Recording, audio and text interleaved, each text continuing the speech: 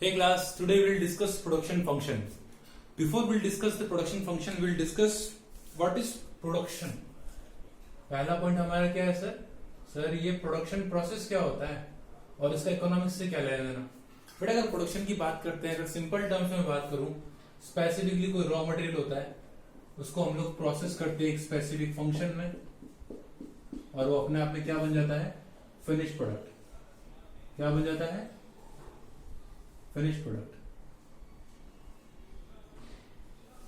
अपने आप में क्या बन जाएगा, वो फिनिश प्रोडक्ट। तो बेटा इस पूरे प्रोसेस को हम लोग क्या बोलते हैं, प्रोडक्शन। क्या बोलते हैं, प्रोडक्शन। ओके सर, हम लोग क्या कर रहे हैं, कुछ इनपुट कुछ प्रोडक्शन बनाते, किसी रॉ मटेरियल को अपने आप फिनिश गुड्स में चेंज कर रहे हैं या किसी गुड की यूटिलिटी इंक्रीज कर रहे हैं, उससे मिलने वाला सेटिस्फेक्शन अगर हम लोग इंक्रीज कर रहे हैं तो उसको क्या बोलते हैं, प्रोडक्शन बोलते हैं। ठीक है सर, ये जो अंदर इसके डाल रहे हैं उसको क्या बोलते हैं, इसको बोलते हैं इनपुट। इसको क्या बोलते हैं, इनपुट। जिससे हम चीजों को कन्वर्ट करने की चीजें कोशिश कर रहे हैं उनको क्या बोलते हैं, इनपुट। अच्छा, और जो बन के हमारा आउटकम तैयार हो रहा है उसको क्या बोलते हैं, आउटपुट। क्या बोलते हैं, आउटपुट। ठीक है सर, प्रोडक्शन थोड़ा बहुत समझ में आया। कुछ इनपुट करते हैं और उसको प्रॉपर फिनिश करके आउटपुट बनाया जाता है। ठीक है सर, इनपुट के अंदर क्या क्या आता है बेटा, अगर मैं इनपुट की बात करता हूं तो दो तरह के इनपुट्स होते हैं। एक होता है फैक्टर इनपुट, एक होता है non factor input. Factor non factor क्या होता है, फैक्टर की अगर मैं बात करता हूं तो फैक्टर तो हमने पहले सुन रखा है, land, labour, capital and entrepreneur. चलो प्रोडक्शन से रिलेटेड अगर बात करते हैं हम लोग इसमें तो क्या हो जाएगा, लैंड हो जाएगी, बिल्डिंग हो जाएगी, मशीनरी हो जाएगी।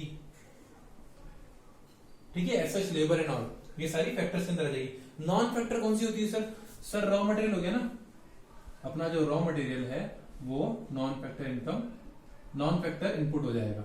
ठीक है सर, तो एक तो रॉ मटेरियल, किसी भी चीज को बनाने के लिए दो चीजों की जरूरत पड़ती है, एक तो रॉ मटेरियल कच्चा माल, ठीक है, दूसरा उसको बनाने के लिए पर्सन और मशीनरी।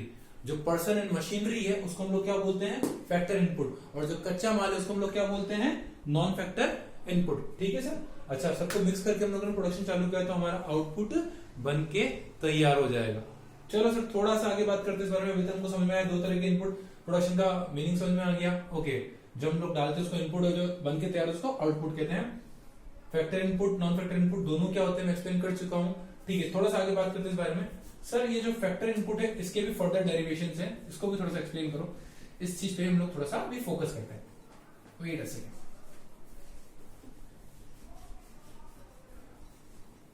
ये जो हमारा फैक्टर इनपुट है यहां हम लोग डिस्कस करेंगे अब types of factor input. Types of factor input, ये बेसिकली दो पार्ट्स में डिवाइडेड है। First is fixed factor input, दूसरा है variable.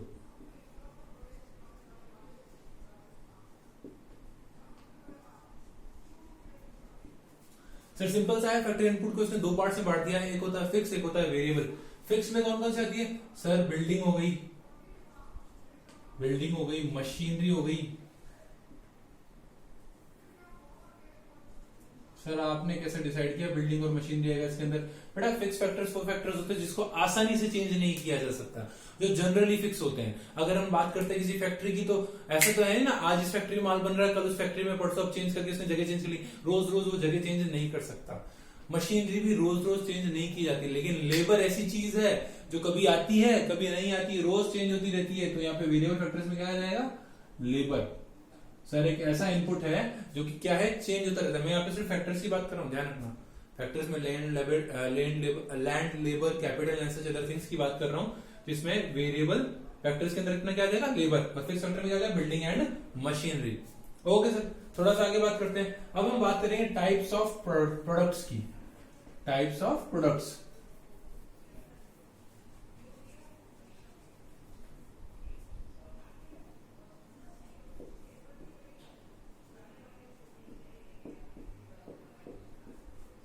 Okay. Types of products की अगर हम लोग बात करते हैं तो जो पहला प्रोडक्ट आता है वो आता है मार्जिनल प्रोडक्ट। क्या आता है, मार्जिनल प्रोडक्ट। बेटा ये थोड़ा सा यूटिलिटी से रिलेटेड है, चलो मैं इसको एक्सप्लेन करता हूँ थोड़ा सा। मार्जिनल प्रोडक्ट क्या होता है सर? सर यहाँ पे सिंपल सी बात है, अगर आपने 10 बंदे रख रखे हैं और आप लगभग 500 का प्रोडक्शन कर रहे हैं, जब आपने 11वां बंदा रखा और आपका प्रोडक्शन 500 से बढ़कर जहां तक पहुंचा, इस डिफरेंस की बात कर रहा हूं, मान लो 540 पे पहुंच गया, तो आपका प्रोडक्शन 500 से 540 पे पहुंच गया, तो ये जो 40 का डिफरेंस है ना एक पर्सन को रखने से, उस डिफरेंस को क्या बोलते हैं? Marginal product. या सिंपल सी बात करूं सर, आपका टोटल प्रोडक्ट जो भी था इतने बंदों को रखने से, सॉरी टोटल प्रोडक्ट n-1, ठीक है ना, आपको जो भी प्रोडक्ट था इतने बंदों को रखने से, जैसे आपने एक बढ़ा दिया तो वो n हो जाएगा, तो वो क्या होगा सर? सिंपल सी, अगर आपने 11 बंदों को रख रखा है तो 540 प्रोडक्ट बना रहे हो, अगर आपने 10 बंदों को रख रखा है तो 500 प्रोडक्ट बना रहे हो, तो सर जो एक का डिफरेंस आ रहा है वो कितने का है? 40 का। तो अगर आपने एक बंदे को हायर किया, उसको हायर करने के कारण चेंजेस कितने हो रहे हैं? 40 के। तो इसको क्या बोलेंगे? Marginal product. जब भी किसी एक पर्सन को हायर करने से या फायर करने से, दोनों ही केस में जब चेंजेस आते हैं, उस चेंज को बोलते हैं मार्जिनल प्रोडक्ट। या मैं सिंपल सा ये भी कह सकता हूँ, हर एक पर्सन की एफिशिएंसी मार्जिनल प्रोडक्ट से इंक्रीज होती जाएगी। एक पर्सन को हायर किया, मार्जिनल प्रोडक्ट आ जाएगा, फिर दूसरे पर्सन को हायर किया, मार्जिनल प्रोडक्ट आ जाएगा। तो हर एक पर्सन की स्पेसिफिक जो एफिशिएंसी वो शो क्या करता है? Marginal product. तो ऐसा नहीं कह सकता मैं कि मैं सबका अगर मार्जिनल प्रोडक्ट को ऐड मार लूं तो टोटल प्रोडक्ट बन जाएगा। भाई मैंने एक पर्सन को रखा होगा, मार्जिनल प्रोडक्ट आया होगा, फिर दूसरे को रखा होगा तो दूसरे से, पहले से दूसरे में जो चेंज हुआ उसको अपन उठाएगा, वो मार्जिनल प्रोडक्ट। तो हर बार जितना एक एक इंक्रीज होता है उसको अपन लोग क्या बोलते हैं? Marginal product. तो अपन ये कह सकते हैं total product is equal to क्या आ जाएगा? Sigma marginal product. ठीक है, इस बारे में दोनों तो बात करते हैं, जब अपन टोटल प्रोडक्ट की बात करेंगे तब इसको अपन डिस्कस करेंगे। ठीक है, एक और फॉर्मूला हो सकता है इसको निकालने का, क्या हो सकता है सर? एक था अपना एवरेज प्रोडक्ट, क्या था? Average product. ठीक है, average product divided by labour. Sir generally इसको भी मार्केट मार्जिनल प्रोडक्ट बोलते हैं। क्या बोलते हैं? मार्जिनल प्रोडक्ट बोलते हैं। ये भी एक फॉर्मूला है किसका? इसका मार्जिनल प्रोडक्ट का। तो सर आपके पास जनरली आपने कितने गुड्स बनाए? 500 गुड्स बनाए, ठीक है, और आपकी लेबर कितनी है? मान लो 200। जैसे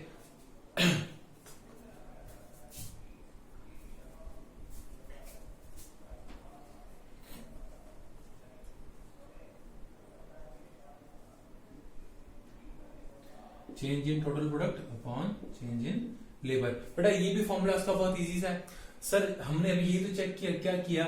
चेंज इन टोटल प्रोडक्ट। क्या किया हम लोगों ने? चेंज इन टोटल प्रोडक्ट मतलब सर 500 से 540 हुआ, वो यहाँ पे चेंज इन टोटल प्रोडक्ट आ जाएगा। और चेंज इन लेबर, अब अगर आपने एक बंदे को हायर किया है तब तो ये फॉर्मूला बिल्कुल परफेक्टली लग जाएगा, हम इससे सॉल्व कर सकते हैं। लेकिन अगर बंदे 3-4 हायर किए, उस केस में मार्जिनल प्रोडक्ट इससे निकलेगा, उस फॉर्मूले से नहीं निकल पाएगा।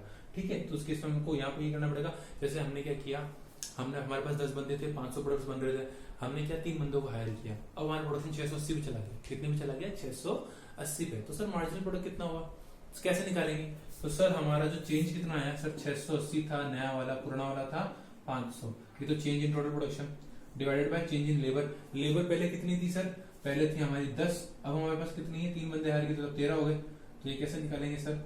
180 डिवाइडेड बाय 3, मार्जिनल प्रोडक्ट कितना हो जाएगा? 60। तो ये भी एक फॉर्मूला है मार्जिनल प्रोडक्ट निकालने का। चलो सर आगे बात करते हैं इसके बारे में। जो सेकंड प्रोडक्ट है वो है average product.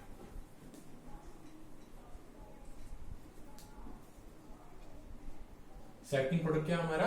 Average product. Sir ये क्या होता है? सर सिंपली एवरेज प्रोडक्ट की हम लोग बात करते हैं तो क्या होता है सर? जितना माल बनाया गया है डिवाइडेड बाय टोटल लेबर, जितना भी गुड्स बनाए गए डिवाइड बाय टोटल लेबर। तो जनरली एक लेबर ने कितने गुड्स बनाए हैं वो पता पड़ जाएगा, और उसी चीज को हम लोग क्या बोलते हैं?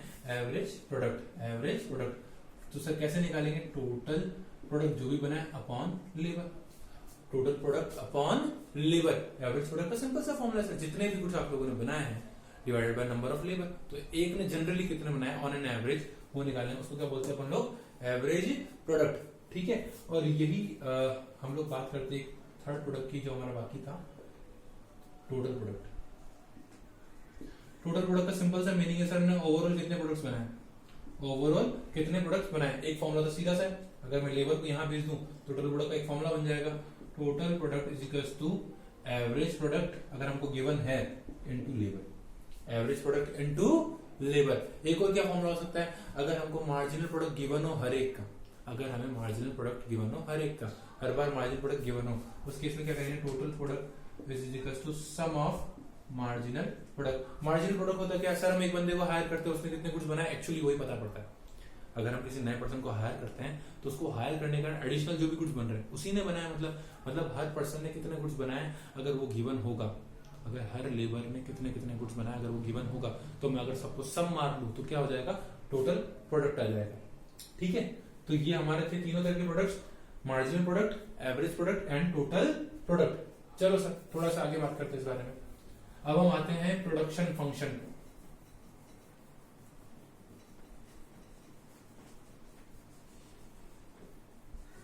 अब हम आते हैं प्रोडक्शन फंक्शन पे। बेटा it's a relationship between the input and output. Okay sir, क्या कहना चाह रहे हो सर आप? सर सीधी सीधी बात है, अगर आप फैक्टर्स जो इनपुट है अगर आप उसको इंक्रीज करोगे, उसके फैक्टर्स को इंक्रीज करोगे, non factor input and factor inputs को अगर आप इंक्रीज करोगे तो डेफिनेटली आउटपुट भी इंक्रीज होगा। इन अदर वर्ड्स सिंपल सी बात है, जितना इनपुट होगा, जितना इनपुट वेराई करेगा उतना आउटपुट भी वेराई करेगा। अगर आप इनपुट को डिक्रीज करोगे तो आउटपुट भी डिक्रीज होगा, अगर आप इनपुट को इंक्रीज करोगे तो आउटपुट भी ऑटोमेटिकली इंक्रीज होगा। तो production function simply says that there is a mathematical relationship between the input and output of production. चलो सर, इसको अगर अपन थोड़ा सा फर्दर डिराइव करें इस चीज को, तो ये दो बेसिक कॉन्सेप्ट्स पे आता है। एक आता है शॉर्ट रन, एक आता है लॉन्ग रन। हम लोगों ने फैक्टर्स को डिस्कस किया था जब, तो मैंने कहा था दो तरह के फैक्टर्स होते हैं, variable factor and fix factors. Short run ये कहता है सर, हम यहाँ पे ये ऐसी कंडीशन है जहां पे at least one factor is fixed, at least one factor is fixed and other are variable. At least one factor is fixed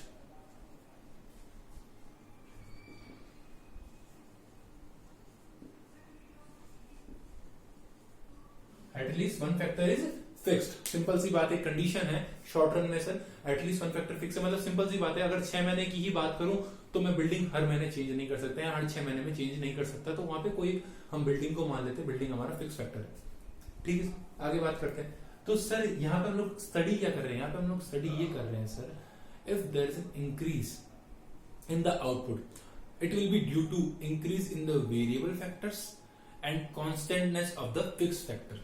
यहाँ पे हम लोग क्या डिस्कस करेंगे सर, कि सर हमारा जो आउटपुट इंक्रीज हो रहा है वो कितना इंक्रीज हो रहा है, वेरिएबल फैक्टर के इंक्रीज होने से एंड फिक्स फैक्टर के फिक्स रहने से। या मैं इन अदर वर्ड्स ये बात करूं, अगर मैं वेरिएबल फैक्टर्स को इंक्रीज करता हूं तो मेरा आउटपुट कितना इंक्रीज होता है। अगर मैं मेरे वेरिएबल फैक्टर्स को इंक्रीज करता हूं तो मेरा आउटपुट कितना इंक्रीज होता है और किस रेट से इंक्रीज होता है, और फिक्स फैक्टर्स हमारे फिक्स्ड ही रहते हैं। चलो सर, इस स्टडी को क्या बोलते हैं, शॉर्ट रन में। ठीक है सर, अगर हम आगे बात करते हैं लॉन्ग रन की, लॉन्ग रन के अंदर सिंपल सा कंसेप्ट है sir, all the factors are variable, all the factors are variable. क्या मतलब है सर इसका? सर इसका सिंपल सा मतलब है, लंबे दौर पे कोई भी चीज फिक्स नहीं रह सकती। हम बिल्डिंग भी चेंज कर सकते हैं, मशीन भी चेंज कर सकते हैं। अगर हम 5 साल की बात करें, 10 साल की बात करें, ऐसे लंबी बात करें, अगर हम सिर्फ सिंपल सी टर्म के ऊपर जाए तो सिंपल सी एक चीज की स्टडी है sir, there is an increase in the output due to change in all the factors, due to change in all the factor inputs, due to change in all the factor inputs. इस study को क्या बोलते हैं, long run production function. क्या बोलते हैं, long run production function. कि sir हम लोग हमारे फैक्टर्स को इंक्रीज कर रहे हैं तो उससे आउटपुट कितना इंक्रीज हो रहा है, सारे वेरिएबल फैक्टर्स, तो जो वेरिएबल फैक्टर्स इंक्रीज हो रहे हैं उससे हमारा आउटपुट कितना इंक्रीज हो रहा है। इस स्टडी को क्या बोलते हैं, production function of long run. ठीक है, ओके। इसका डिफरेंस भी है जो हम हमारे नेक्स्ट क्लास में डिस्कस करेंगे। ठीक है, और इससे रिलेटेड टॉपिक्स में हम लोग आगे डिस्कस करेंगे। बस एक पॉइंट जो मैं यहाँ पे डिस्क्राइब करना चाहूंगा, इस शॉर्ट रन को बोलते हैं law of variable proportion, law of variable proportion, और इसको बोलते हैं law of return to scale.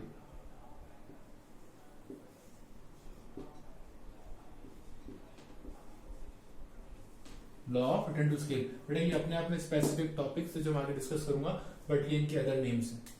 Okay, हमारे नेक्स्ट क्लास में हम लोग डिस्कस करते हैं इस बारे में। Have a nice day.